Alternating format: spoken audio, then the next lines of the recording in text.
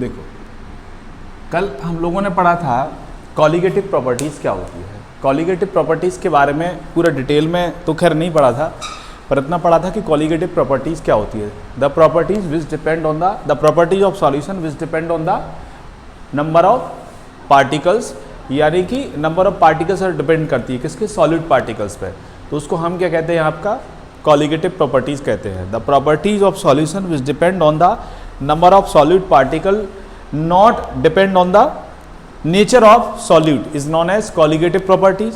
ठीक है, और ये कितने टाइप से होती है आपकी, 4 टाइप से होती है। फर्स्ट वन क्या था आपका, relative lowering in vapour pressure. Second आपका क्या था, elevation in boiling point, depression in आपका freezing point and osmotic pressure. ये 4 थे। उसमें से हमें जो आज यहाँ पर पढ़ना है वो है लोअरिंग वेपर प्रेशर क्या होता है, या lowering in vapour pressure.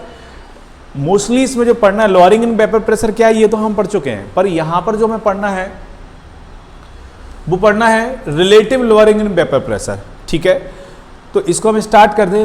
Vapour pressure क्या होता है ये हम पढ़ चुके हैं, ठीक है, अच्छे से मालूम है।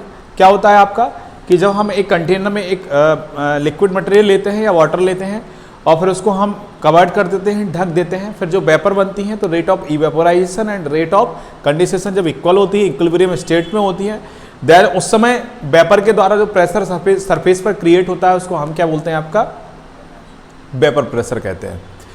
अब लोअरिंग इन वेपर प्रेशर क्या होता है कि जब हम उसमें नॉन वॉलेटाइल सॉलिड को मिक्स कर देते हैं तो हम क्या कहेंगे इसके लिए, when non volatile solute is mixed with in pure solvent then obtained vapour pressure of solution is less than of pure solvent. यानी प्योर सॉल्वेंट का जो वेपर प्रेशर होता है उससे लेस ऑब्टेन होता है। मैंने आपको बताया था, सपोज करो आपका ये एक कंटेनर है, ठीक है, इस कंटेनर को हमने ये फिल कर दिया, कोई लिक्विड इसके अंदर भर दिया जिसके अंदर कोई नॉन वॉलेटाइल सॉलिड पार्टिकल्स अंदर हैं। ये नॉन वॉलेटाइल सॉलिड पार्टिकल है, इसको हमने क्या किया, कवर्ड कर दिया, ढक दिया आपका। ठीक है, कवर्ड करने के बाद इस पर एक बैरोमीटर ले लिया, लगा दिया जो उसके प्रेशर को मेजर करेगा। आपका प्रेशर को मेजर करने के लिए हम किसका यूज करते हैं, आपका बैरोमीटर का। बैरोमीटर प्रेशर को मेजर करता है, आपका मापता है आपका। तो ये प्रेशर को मेजर करेगा। फिर अगर हम इसको गर्म करेंगे तो इसके कुछ वेपर्स बनेंगे, इसकी कुछ वेपर्स बनेंगे। इस वेपर के द्वारा जो प्रेशर क्रिएट होगा वो आपका वेपर प्रेशर होगा, आपका वेपर प्रेशर होगा आपका। ठीक है, तो इस समय जो प्रेशर होगा वो उसको हम क्या लिखेंगे, आपका अगर हम सॉल्वेंट की बात करें, क्योंकि पूरे सॉल्यूशन का जो प्रेशर होगा वो क्या होगा, आपका सॉल्वेंट के इक्वल होगा। क्यों, क्योंकि सॉल्वेंट का जो प्रेशर होगा वही आपका वेपर प्रेशर होगा। क्यों, क्योंकि सॉल्यूट जो हमने मिलाया वो नॉन वॉलेटाइल है। मतलब सिर्फ नॉन वॉलेटाइल का मतलब समझते हैं आप? नहीं, ठीक है, सिर्फ जहां नहीं आप पूछ लेना, ये याद रखना। वॉलेटाइल और नॉन वॉलेटाइल 2 चीजें होती हैं आपकी। हम मैगी बना रहे हैं, मैगी बनाने के लिए हम क्या करेंगे, एक बर्तन में पानी को लेंगे, पानी को हल्का सा गर्म करेंगे, गर्म जैसे ही होगा तो हम उसमें मैगी को डाल देंगे, फिर उसके बाद फिर गर्म करेंगे। तो एक चीज बताओ, अगर हम कंटिन्यूअस गर्म करते जाएं करते जाएं करते जाएं तो उसमें से क्या चला जाएगा,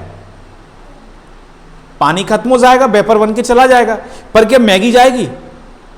नहीं जाएगी ना। क्यों, क्योंकि मैगी क्या है, नॉन वॉलेटाइल है। समझ रहे मेरी बात को? यानी कि जब भी हम नॉन वॉलेटाइल सॉलिड को मिक्स करते हैं, चूंकि वो तो वॉलेटाइल है नहीं तो वेपोराइज से होगा नहीं, तो होगा क्या आपका, जब हम कोई वॉलेटाइल मटेरियल उसके अंदर मिक्स करेंगे आपका, तो नॉन वॉलेटाइल जब हम मिक्स करते हैं आपका देखो मैं बताता हूं, एक कंटेनर, इस पर बात पे पहुंचते हैं, पहले एक कंटेनर और देखो आप। देखो एक कंटेनर आपका ये है जिसमें केवल और केवल आपका सॉल्वेंट है। आपका क्या है, आपका सॉल्वेंट है ए, इसको हमने कवर्ड कर दिया, आपका ये कवर्ड कर दिया, ये बैरोमीटर लगा दिया, इसके भी वेपर्स बनेंगे आपके, इसके भी वेपर्स बनेंगे आपके। ठीक है, इस समय जो प्रेशर होगा इसका सॉल्वेंट का प्योर स्टेट में जो प्रेशर होता है उसको हम लिखते हैं क्या, P0A लिखते हैं। क्या लिखते हैं, P0A। यानी कि प्योर स्टेट में सॉल्वेंट का जो प्रेशर होता है, वेपर प्रेशर होता है, उसको हम लिखते हैं P0A। ठीक है, एक चीज और मैं आपको बता दूं, ये पहले भी मैंने बताया है, अभी फिर से बता देता हूं। यहां दिख रहा है ना, इसमें पहले भी बताया, फिर से बता देता हूं। हम कंपोनेंट जो A लेते हैं वो लेते हैं सॉल्वेंट के लिए, और B जो लेते हैं वो लेते हैं आपका सॉल्यूट के लिए। जैसे मैंने यहां लिखा WA, WB, MA, MB, NaNB। तो WA इसमें क्या है आपका? Weight of solvent, molecular weight, molecular mass of solvent, number of moles of solvent. B क्या है? Weight of solute, mass of solute and number of moles of solute. A की जो terms है वो किसके लिए है? आपकी सॉल्वेंट के लिए, और B की जो टर्म है वो किसके लिए है? आपकी सॉल्यूट के लिए। ये याद रखना। सॉल्वेंट को हमने यहां वेपोराइज किया, इसके कुछ वेपर्स बने। ये जो वेपर्स आपके यहां पर बन रहे हैं आपके, इसका प्रेशर कितना हो गया? आपका P0 है प्योर स्टेट में। अब हमने इसमें मैगी डाल दी। वो मैगी जो आप ये पार्टिकल्स देख रहे हैं, ये मैगी के पार्टिकल्स हैं आपके। हमने इसको फिर से नीचे से हीट किया। जब हीट करेंगे तो इसके भी वेपर्स बनेंगे, इनके वेपर्स बनेंगे, तो होगा क्या आपका? मैगी तो नॉन वॉलेटाइल है आपका, यानी जो सॉल्यूट है वो तो नॉन वॉलेटाइल है आपका। अगर वो नॉन वॉलेटाइल है तो वेपर्स किसके बनेंगे? सॉल्वेंट के बनेंगे कि नहीं बनेंगे? और सॉल्वेंट के जो वेपर्स बनेंगे वो इसके कंपैरिजन लेस हो जाएंगे, और जब लेस हो जाएंगे तो उस प्रेशर को क्या बोलेंगे हम? क्योंकि इस कंप्लीटली सॉल्वेंट की वजह से तो प्रेशर है नहीं, उसमें कुछ एरिया मैगी ने ले लिया, यानी सॉलिड पार्टिकल्स ने ले लिया, तो अब वो प्रेशर क्या होगा? पार्शियल प्रेशर बोलेंगे हम उसको। तो उसको लिखते हैं हम आपका क्या? PA लिखते हैं आपका। क्या लिखते हैं? PA। तो प्योर स्टेट में जो सॉल्वेंट का प्रेशर होता है वो P0A होता है, और जब उसमें हम कुछ नॉन वॉलेटाइल सॉलिड को मिक्स कर देते हैं उस समय जो प्रेशर होगा वो PA होगा आपका। क्लियर? तो ये क्या होता है आपका? प्योर स्टेट में प्रेशर होता है, और ये आपका क्या होता है? नॉन वॉलेटाइल सॉलिड का प्रेशर होता है आपका। क्लियर? समझ गए बात को? आप लोग इधर को बैठ जाओ, फैन ऑन कर लेना, अभी मैं कर देता हूँ। ठीक है, हम पढ़ रहे हैं lowering in vapour pressure, colligative properties के टाइप। तो ये क्या होता है आपका? प्योर स्टेट में वेपर प्रेशर है, और ये सॉलिड पार्टिकल मिक्स करने के बाद वेपर प्रेशर है। ठीक है, अब देखो इसमें क्या होता है, ये कम क्यों हो जाता है? क्योंकि सॉलिड पार्टिकल कैसा है? नॉन वेपोराइज है, तो सॉल्वेंट की वजह से ही यहाँ पर वेपर प्रेशर होगा आपका। अब आगे चलते हैं। तो मैंने क्या बताया कि non volatile solute is mixed या is added with in pure solvent, then obtained pressure of solution is less than of vapor pressure of pure solvent। यानी प्योर सॉल्वेंट के कंपैरिजन का वेपर प्रेशर कैसा होता है आपका? लेस ऑब्टेन होता है। तो इसको हम क्या बोलते हैं? लोअरिंग इन वेपर प्रेशर बोलते हैं। क्या बोलते हैं? Lowering in vapour pressure. Lowering का मतलब होता है लेस होना या कम होना या घट जाना आपका। ठीक है, अब यहां पर सवाल आता है, जो हमें पढ़ना है आपका इसमें टॉपिक है वो है relative lowering in vapour pressure पढ़ना है आपका। ठीक है, तो लोअरिंग इन वेपर प्रेशर को हम कैसे लिखते हैं आपका? P0A माइनस PA, यही लिखेंगे। क्यों लिखेंगे? दोनों में से ज्यादा प्रेशर किसका होगा? प्योर सॉल्वेंट का होगा कि नहीं होगा? ये वाला तो लेस ऑब्टेन होगा आपका, तो P0A माइनस PA लिखेंगे। लेकिन जैसे ही हम इसको P0A से डिवाइड करेंगे, किससे डिवाइड करेंगे? P0A से। विद्यार्थियों, इसको ज़्यादा परेशान नहीं होना, अभी तक जो बताया वो तुम लोग पढ़ चुके हो, वो उसको मैं बता रहा था ताकि वो कवर अप कर ले। अब ये टॉपिक स्टार्ट हो रहा है relative lowering in vapour pressure, है ना? तो समझना है इसको। तो इतना तो हम पढ़ चुके हैं, राउल्ट्स लॉ में पढ़ा है अपन ने। तो P0A माइनस PA, अब इसको हम क्या करेंगे? यदि हम इसको क्या करें? P0A से डिवाइड कर दें, P0A से डिवाइड कर दें, तब इसको हम बोलेंगे relative lowering in vapour pressure. समझ गए बात को? Relative lowering in vapour pressure क्या होता है आपका? यानी लोअरिंग इन वेपर प्रेशर को प्योर सॉल्वेंट के वेपर प्रेशर से डिवाइड कर दिया जाए तो relative lowering in vapour pressure obtain होता है। समझ गए बात को? फिर से सुनो, लोअरिंग इन वेपर प्रेशर को प्योर स्टेट के वेपर प्रेशर से जब हम डिवाइड करते हैं तो lowering in vapour pressure obtain होता है आपका। Relative lowering in vapour pressure आपका क्या हो जाता है? ऑब्टेन हो जाता है। इसको लेकर कोई डाउट है आपको?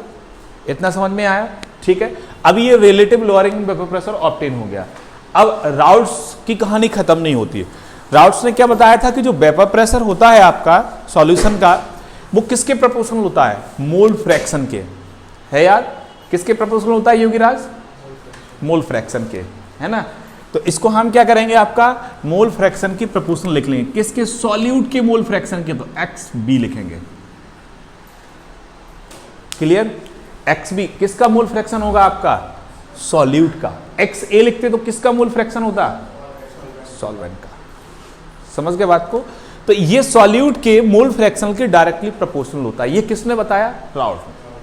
ठीक है, तो रिलेटिव लोअरिंग वेपर प्रेशर किसके डायरेक्टली प्रोपोर्शनल हो गया? आपका मोल फ्रैक्शन के। अब क्वेश्चन में एक बात और कही गई है कि हमें यह प्रूव करना है कि रिलेटिव इन लोअरिंग वेपर प्रेशर एक क्या प्रॉपर्टीज है, कॉलिगेटिव प्रॉपर्टीज है। और कॉलिगेटिव प्रॉपर्टीज क्या होती है आपकी, कॉलिगेटिव प्रॉपर्टी वो होती है जो आपका किस पर डिपेंड करती है, आपका सॉलिड पार्टिकल्स पर, नंबर ऑफ पार्टिकल्स पर, मॉलिक्यूल्स पर, एटम्स पर, आयंस पर डिपेंड करती है। वो आपकी क्या होती है, कॉलिगेटिव प्रॉपर्टीज। तो कॉलिगेटिव प्रॉपर्टी जब सॉलिड पार्टिकल्स पर डिपेंड करती है, ये हमें प्रूव करना है। तो देखो यहां पर कॉलिगेटिव प्रॉपर्टी क्या हो गई, ये कॉलिगेटिव प्रॉपर्टी कितने टाइप से थी शांतनु, 4 टाइप से। हाँ कल लिखे थे अपन ने 4 टाइप, कौन कौन से लिखे थे योगी, हाँ lowering in vapour pressure, relative lowering in vapour pressure बोलते हैं उसको, हाँ ऑस्मोटिक प्रेशर, बहुत बढ़िया, elevation in boiling point and depression in freezing point, clear.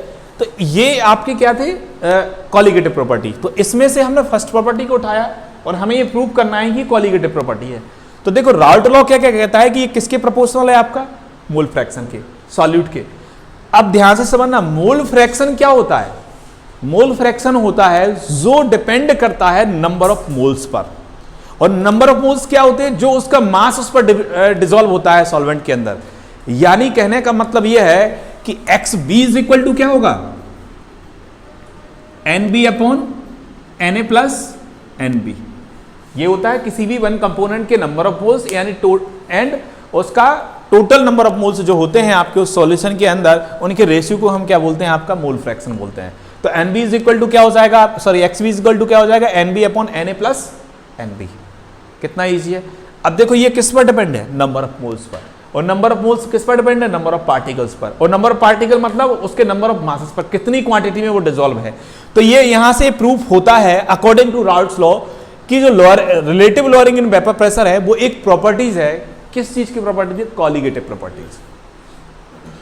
Clear, समझे बात को, कैसे कॉलिगेटिव प्रॉपर्टीज है, ये किसके प्रोपोर्शनल है, एक्स बी के। और एक्स बी किस पर डिपेंड है, आपका नंबर ऑफ मोल्स पर। और नंबर ऑफ मोल्स का मतलब क्या है कि नंबर ऑफ पार्टिकल की बात कर रहा है। और कॉलिगेटिव प्रॉपर्टीज क्या होती है, this properties of solution which is depend on the number of solid particles. तो देखो ये सॉलिड पार्टिकल्स पर ही डिपेंड है आपकी। क्लियर, तो ये क्या है, आपका कॉलिगेटिव प्रॉपर्टीज है आपकी। क्लियर, समझ में आया। अब इस relative lowering in vapour pressure का हमें मास निकालना है, आपका मास डिटरमाइन करना है आपका। तो मास के लिए इसका एक डेरिवेशन है, उस डेरिवेशन को हम यहां पर क्या करेंगे, आपका ड्राइव करेंगे आपका। तो देखो डेरिवेशन को निकालने के लिए इसके क्वेश्चन मैंने वहां पर अलग अलग लिखा है, पर ठीक है मैं इसको एक साथ ही बता देता हूं, बिल्कुल सिंपल है, कोई ज्यादा टफ नहीं है। फर्स्ट वन तो हम यही लिखेंगे आपका कि when non volatile solute is mix added with in pure solvent, then obtained vapor pressure of solution is less than vapor pressure of pure solvent and it is divided by pure solvent vapor pressure, then obtained relative lowering in vapor pressure। यानी pure solvent के vapour pressure से divide करेंगे तो हमें relative lowering vapour pressure मिलेगा, जो directly proportional होता है मोल फ्रैक्शन के अकॉर्डिंग टू राउल्ट लॉ। ठीक है, एक्स बी क्या होगा आपका, N B upon N A plus N B होगा आपका। ठीक है, ये आपको मालूम है।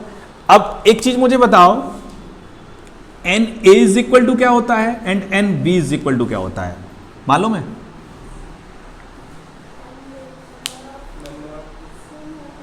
आजा इतना लेट क्यों हो गए?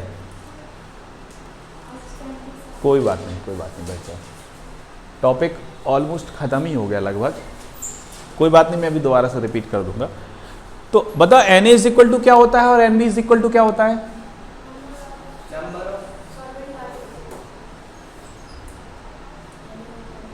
हाँ, एन इज इक्वल टू, नहीं वो तो होता है सॉलिड। हाँ, फॉर्मूला क्या होगा, फॉर्मूला देखो इसका एन ए का होगा आपका है? नहीं बच्चे, W A upon M A, W B upon M B. आप सोच रहे होंगे ये कहानी कहाँ से आ गई, ये कहानी आ गई है 11th क्लास से। और सॉल्यूशन में भी पहले अपन पढ़ चुके हैं कन्या, अपन लोगों ने molarity, formality, normality, mole fraction, mole percentage, उन सब में ये है ना। हालांकि आप लोगों ने नहीं पढ़ा लेटा है, इसलिए कोई बात नहीं, वो मैं पढ़ा दूंगा। पर 11th में तो पढ़ा है ना आप लोगों ने, ये सम बेसिक कंसेप्ट जो चैप्टर है फर्स्ट वाला उसमें पढ़ा है आप लोगों ने। तो N is equal to W A upon M A, N B is equal to W B upon M B. तो हम क्या करेंगे, ये वैल्यू यहां रख सकते हैं, आपका रख सकते हैं कि नहीं रख सकते हैं, इसको इक्वेशन फर्स्ट दे देते हैं नेम, ठीक है। अब एक्स बी की वैल्यू हमें यहां पर है और N A and N B की वैल्यू भी हमारे पास है। हम क्या करेंगे आपका, इसमें एक चीज याद रखना, इसमें आपका लेस क्वांटिटी में क्या है, आपका इस पूरे सॉल्यूशन में इन दो, इसमें क्या है लेस क्वांटिटी में, सॉल्यूट लेस क्वांटिटी में, तो हम क्या लिख सकते हैं आपका, N B is very less than N A, ये लिख सकते हैं। क्यों लिख सकते हैं, क्योंकि एन ए क्या है ज्यादा क्वांटिटी में और एन बी क्या है लेस क्वांटिटी में आपका। तो क्या हो जाएगा आपका कि हम यहां पर जो वैल्यू रखेंगे X V is equal to क्या हो जाएगा, एन बी की वैल्यू क्या है यहां पर, W V upon M B, इसको यहां इक्वल लिखो एक्स बी, और डब्ल्यू ए की वैल्यू क्या है, सॉरी एन ए की वैल्यू क्या है, W A upon M A. देखो यार ध्यान से सुनो, एन बी यहां क्यों नहीं हटाया, क्योंकि यहां सिर्फ और सिर्फ केवल सॉल्यूट है, यहां सॉल्यूशन नहीं है। लेकिन तो ये तो सॉल्यूशन के पार्टिकल्स है ना, कंपोनेंट है सॉल्यूशन के कि नहीं है, तो यहां से सॉलिड पार्टिकल लेस है तो उसकी क्वांटिटी को लेस मान लिया हमने, इसलिए यहां पर हमने टर्म्स एन बी की नहीं लिखी। फिर से सुनो ध्यान से, यहां एन बी अकेला है, मोल फ्रैक्शन क्या होता है, यानी कि number of moles one component and total number of moles, जो सॉल्यूशन के अंदर जितने भी कंपोनेंट होता है उनकी रेशियो को बोलते हैं आपका, ठीक है। अब यहां पर तो number of moles only one particle के हैं आपके सॉल्यूट, तो एनबी की वैल्यू जो होगी वो अपन लिखेंगे यहां पर, एनबी इज इक्वल टू क्या है, W B upon M B, तो यहां वैल्यू रख दी श्रेया आर एस वन में, और एन ए की वैल्यू रख दी आपकी क्या, ये रख दी, एन बी यहां से चला जाएगा। क्यों चला जाएगा, क्योंकि इसकी क्वांटिटी बहुत लेस है यहां पर, ये सॉल्यूशन में से लिया है, ये सॉल्यूशन, ये सॉल्यूट अकेला है, इसलिए एन बी की वैल्यू लिखी है आपकी। तो X V is equal to क्या हो जाएगा, यहां लिखता हूं मैं, X V is equal to क्या हो जाएगा आपका, W V into M A upon W A into M B, ये होगा कि नहीं होगा, शांतनु, ये इसका इससे मल्टीप्लाई होगा, इसका इससे मल्टीप्लाई होगा, फर्स्ट का फोर्थ से होता है, सेकंड का थर्ड से होता है ना, ये हो जाएगा। एक्स बी की वैल्यू मिल गई, हम लिखेंगे यहां पर putting the value of X B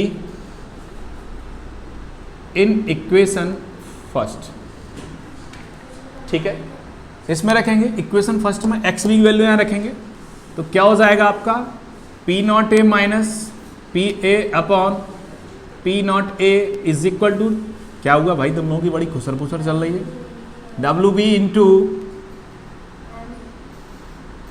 into छोटा सा लगा, मैंने यहाँ बड़ा लगा दिया, एम ए अपॉन, हाँ इसीलिए मैं उसको हटा देता हूँ, एम बी, चाहो तो डॉट रख सकते हो अकेला, कोई दिक्कत नहीं है, ठीक है, ये हो जाएगा आपका क्लियर। एक्स बी की जगह ये वैल्यू रख दी फर्स्ट इक्वेशन में, ये होगी आर एस वन में, नहीं आ रहा, देखो कहाँ से नहीं आ रहा बता, वहीं से बताता हूँ, लोअर हैंगिंग पेपर से, अच्छा नहीं डेरिवेशन बताओ, वो चीज छोड़ो, डेरिवेशन बताओ,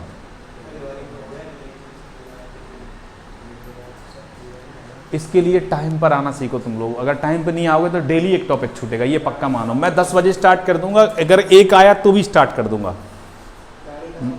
कोई बात नहीं, मैं भी इसको दोबारा से रिपीट कर दूंगा, कोई दिक्कत नहीं, पर रोज रोज रिपीट नहीं कर पाऊंगा, क्योंकि उसमें फिर टाइम आप लोगों का जाएगा फिर, है ना। दूसरा एक और है, इसको तो मैं बता देता हूँ, डेरिवेशन बताओ, वो मैं बता दूंगा रिलेटिव क्या होता है।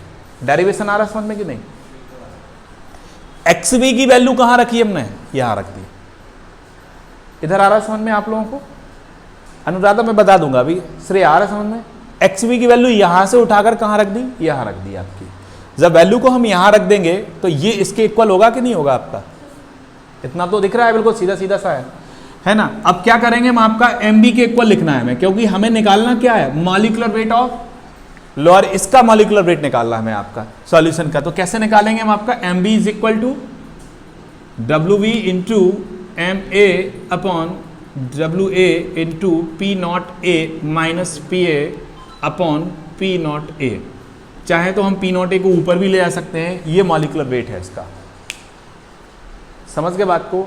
ये डेरिवेशन हमें ड्राइव करना था यहाँ पर, समझ में आया? मैं दोबारा से इसको रिपीट कर देता हूं। देखो, relative lowering in vapour pressure क्या होता है? लोअरिंग इन वेपर प्रेशर क्या होता है आपका, ये हम पढ़ चुके हैं। इतना समझ में आया सभी को? इसको कर दो बंद।